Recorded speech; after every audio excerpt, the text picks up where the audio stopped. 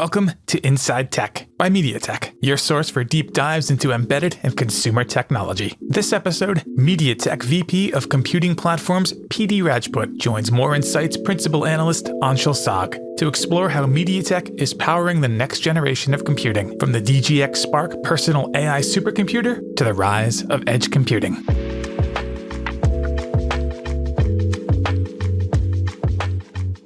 Hi, I'm Anshel, and joining me today is PD Rajput from MediaTek, representing the computing group. He's the vice president of the computing group. And I wanted to talk to him today about some of the computing paradigms that are happening within the industry. Thanks a lot for joining me, PD. Thank you for having me here, Anshel. I kind of wanted to kick things off by asking about what are some of the biggest AI computing trends happening right now, and how do you see those evolving in the next 5 to 10 years? You know, Anshel, we spent a lot of time looking at this and thinking about this, especially it determines so much of our product and our long-term strategy. A few things that at least we see. Obviously, inference is becoming the largest computing workload that the industry has ever seen. Even the legacy software, which used to be non-AI based, traditional algorithms, are getting retooled to be powered by AI. Really, the querying is getting added into all of the legacy software as well. So inference is really revolutionizing not just the new software, but even the legacy software. So that's really one. Second is we see the rise of efficient language models, particularly in open source, as another key trend, and which has huge implications. Obviously, we have seen OpenAI launch GPT OSS 20B, 120B. Google has Gemma, which is their open source language models. The rise of small language models, particularly in open source, is another one. The third will be this rise of balanced and efficient architectures. And we are proud to be part of creating this trend in the industry with our partners, with products like GB10. These are the products which are balanced in terms of CPU, GPU, and memory bandwidth, and having the right trade-offs for a very efficient and performant AI architecture for the edge. So with these three trends, it has huge implications. We see inference will come out of the cloud and be pervasive across all the different compute locations, all the way to the edge devices. And it has huge benefits overall in terms of economics, cost, privacy, availability, and performance. And we can talk a lot more about that. But those are kind of the macro trends we are seeing, which is driving a lot of our own strategy. Yeah, that's great. I was going to say, you talked about some of the benefits. Could you maybe talk more about how edge computing and some examples of use cases where local processing is beneficial? Just take an example of finance department at any corporation. The earnings are going to come out, the quarterly earnings are going to come out. You want to be able to analyze that in-house. And a lot of that has to be local. If there is AI or models that you can use locally to analyze your financial data in-house, that's key. You cannot be kind of porting that to the cloud. Healthcare has HIPAA requirements. All of that has to stay local. All of the intelligence you have to process should be local. Same thing for legal topics. Attorney-client privilege requires you to ensure that this data remains local, and any type of intelligence has to be done locally. And then there are many other kind of examples. Imagine a mission-critical use case inside a factory where the environment is such that there could be outages, but for these type of mission-critical programs, that is not an option. So you want AI to be happening locally even without the internet. So those are good. I personally am most bullish about the potential of voice as a true assistant, a true agent for you on your devices. And we see a lot of potential for voice-enabled PCs doing a lot locally and truly becoming your co-pilot and your assistant driving your workflow. And I think those will be pretty key in driving some of the new use cases we see. Yeah, you mentioned GB10, which is inside the DGX Spark family of desktop PCs. How do you see devices like the DGX Spark changing what's possible for LLMs at the edge? Because I've had a lot of fun using it, and it's actually been the most fun I've ever had with using AI at the edge. So I'd love to hear your thoughts. That's excellent. It's great to hear, Anshel, that you're enjoying using DGX Spark. Obviously, we are proud of our partnership with Nvidia, and we have co-developed and co-designed this chip GB10, which is inside the Nvidia DGX Spark. There are multiple types of use cases, and Let's start with training first. When we look at a full training cycle, particularly for language models which are a certain size and below, say 200B and below, a lot of the work that actually happens is in pre-training and also in fine-tuning. The production run of actually training the whole model is a subset of the full cost that you actually pay to simply do pre-training and fine-tuning. When you do all of that in the cloud, 50 to 70% of your time is actually spent in setting up the cloud, VMs, provisioning, getting a workload going, and then doing these pre-training and fine-tuning exercises. And only a portion, very small portion of your total OpEx is actually used in the production. And this is especially true for a language model below a certain size. If you could do all of that locally on your desktop, on your workstation with a device like DGX Spark, and you have time frame of 6 months to a year to do something like this, where you want to keep experimenting, fine-tuning, we've done lots of TCO models, and it makes complete sense to use a model or device like DGX Spark to do that type of work. So it kind of enables this hybrid environment, an AI loop between cloud and your workstation. And a lot of the development should happen on the workstation. And if the software stack is consistent across cloud and this device, it just is a dream come true for a developer who's doing something like this. And this is where NVIDIA's leadership in the software stack across the GB architecture in the cloud and GB architecture on Spark makes it all seamless for the developer. So that's the training story. And by the way, this is a huge community. I'm not going to say a certain number of million developers in the world, but the number is pretty large. We see a huge community of users, developers, researchers, scientists working in this type of a workflow. Second is inference. Personally, for me, if I imagine, if I had a personal assistant who or digital assistant rather, who knew everything about my choices, about how I work, about how my personal day-to-day is, and is actually a true personal assistant, I would prefer for that assistant to be local rather than be in the cloud. And if a device like this can host that assistant for me, because these can support up to 200B type of models, if an expert assistant can be stored locally on this device, it can be a personal AI hub for me. And then all my local devices, my phone, my laptop, my TV, my general home appliances can interact with this AI hub and make a true AI personal environment around me. That is another inference type of a use case. So that's the second. And even for service providers, right? If they can host their service locally at the end user, they don't have to manage the CapEx or the infrastructure that actually comes by supporting these services in the cloud. It's a no-brainer. The end user pays for the hardware once, and the service provider makes money from their software. They don't have to manage the infrastructure.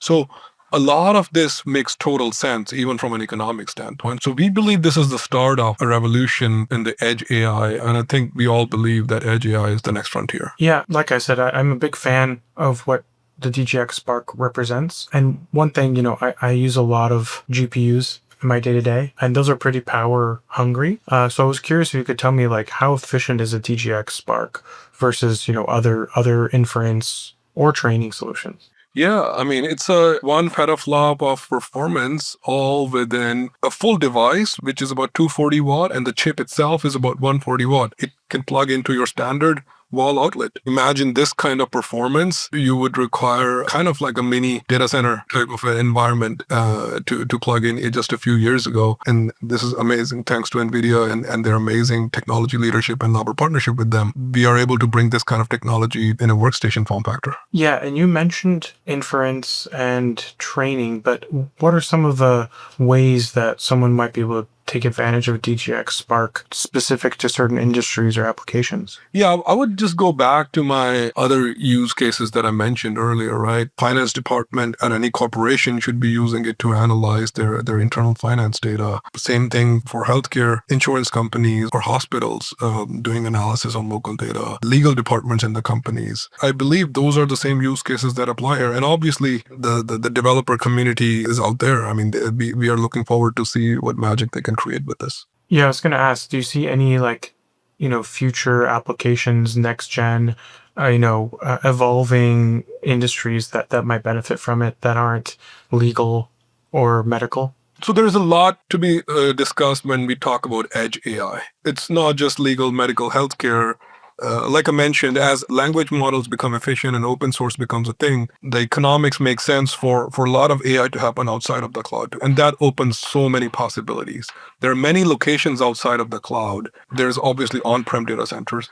There are edge servers, which are sitting inside a branch office or a telco edge, like in a base station or in a sports arena or a retail location. These are efficient, small racks, sometimes just edge servers, which need to be power efficient, cannot be loud because they're sitting in an office. So those type of deployments. Then there are obviously pro PCs and workstations. So within the whole edge server space and the pro PC space, there are lots of possibilities we see today. Going back to the edge server example, you see that a lot of the offerings that we see getting deployed are kind of a standard data center class CPU with a standard AI accelerator. Could be an NPU or could be another type of an accelerator, discrete accelerator. And those are not optimized for edge locations. Imagine in a branch office, you have these big, high power, huge fans running servers just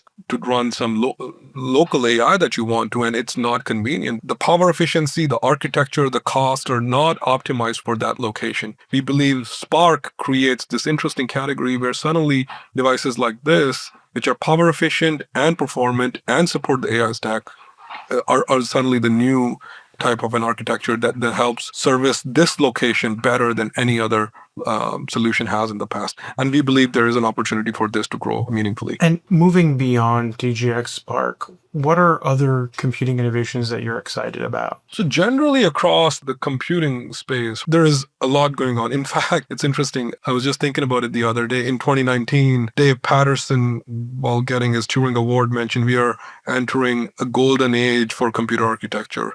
It cannot be more true. We've seen this over the last few years and it continues. We've seen the evolution of NPU, especially in the PCs, how NPUs are suddenly a first-class compute engine in your PCs. And that was not the case for decades before that. And they are enabling a huge new type of use cases. So NPUs, along with GPUs and CPUs, is one.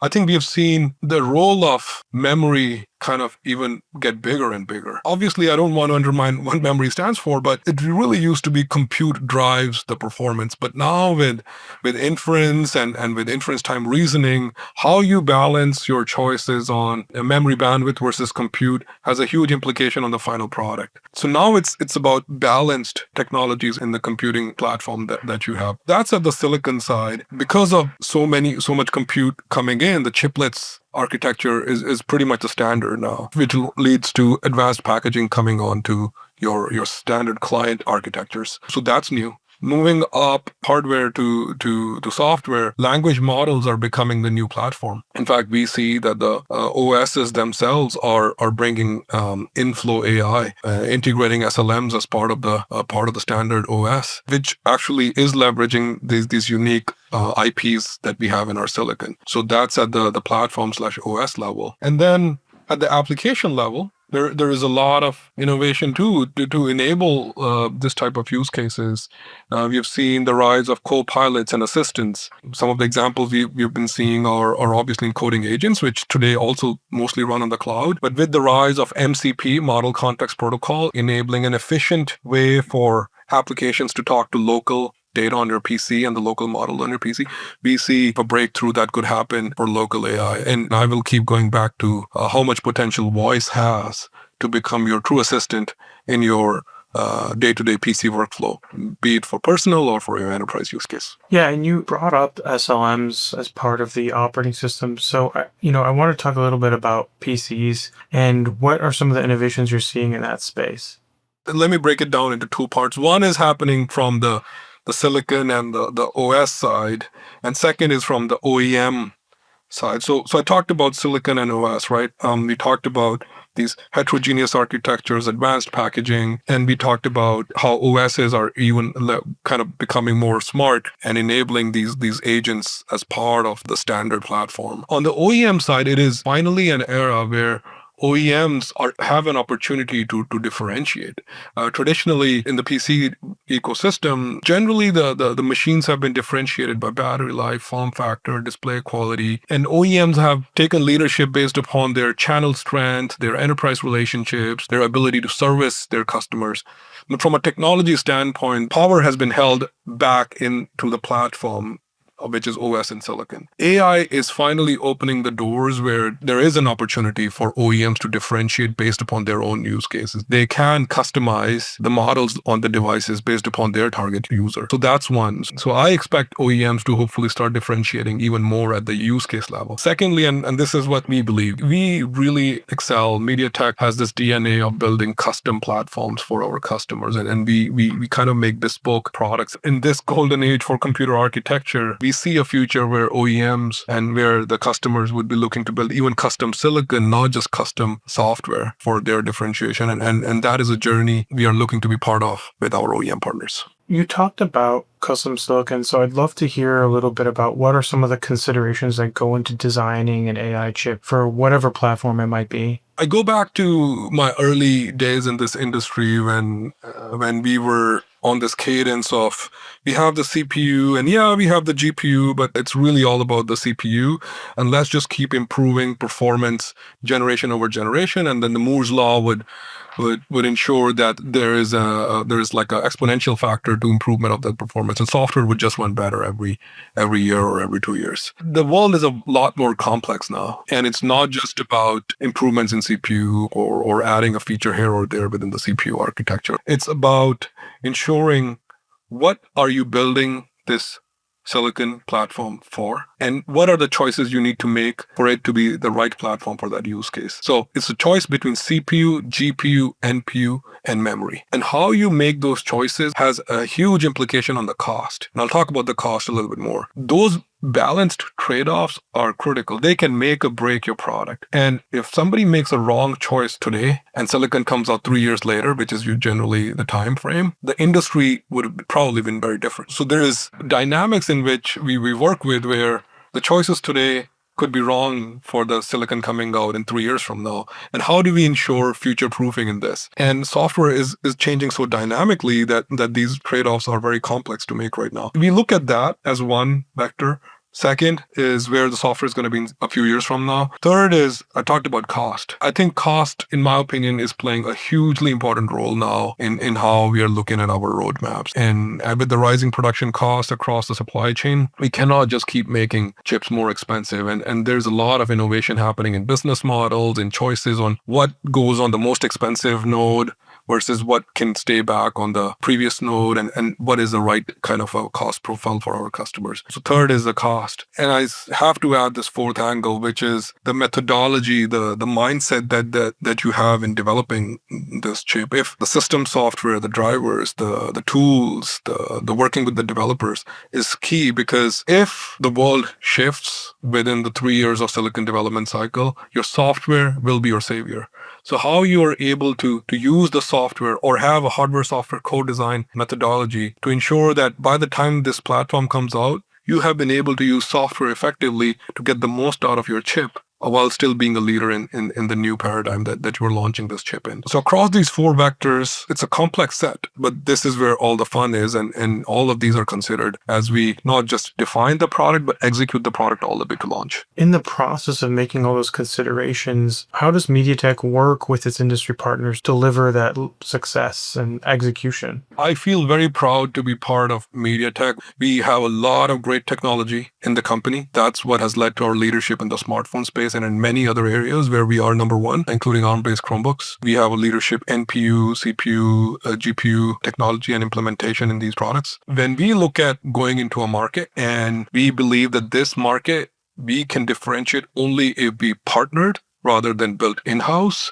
we are very open to that type of a mindset. That brings our partners along with us in the journey and helps everyone. So as part of that, we make some choices very upfront that, hey, this is where we're going to partner, and this is not where MediaTek's own IP will fit. And we are very open to that. So, and in that, we work with our partners on new business models or partnership exploration on how the two companies can build something together. So this could be just a development type of a partnership. Obviously, on the software side, And we have some examples like that. We have announced our partnership with NVIDIA on the NVIDIA Tau Toolkit, which is bringing NVIDIA's IoT software and model innovation on MediaTek IoT platforms. And that is the best way to accelerate our own entering that market. So we have done that. Same thing with NVIDIA on the G-Sync side, where we have brought in their technology and software onto our display scaler chips. So we partner on software. We have partnership with Google, where we have launched Chromebook Plus leadership flagship Chromebook Plus devices with on-device AI capabilities in partnership with Google.